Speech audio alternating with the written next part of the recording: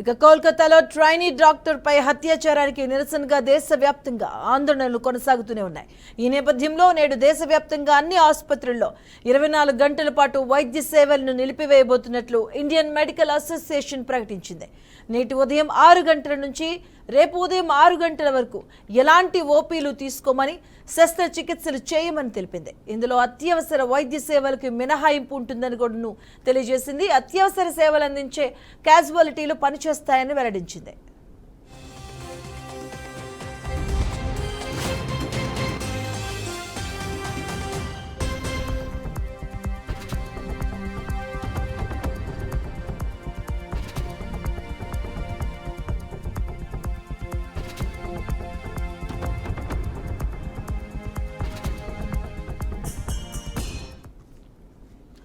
కోల్కతాలో trainee doctor పై అత్యాచారానికి నిరసనగా దేశవ్యాప్తంగా ఆందోళనలు కొనసాగుతూనే ఉన్నాయి. ఇక ఈ నేపథ్యంలో నేడు దేశవ్యాప్తంగా అన్ని ఆసుపత్రుల్లో 24 గంటల పాటు వైద్య సేవలను నిలిపివేయబోతున్నట్లు ఇండియన్ మెడికల్ అసోసియేషన్ ప్రకటించింది.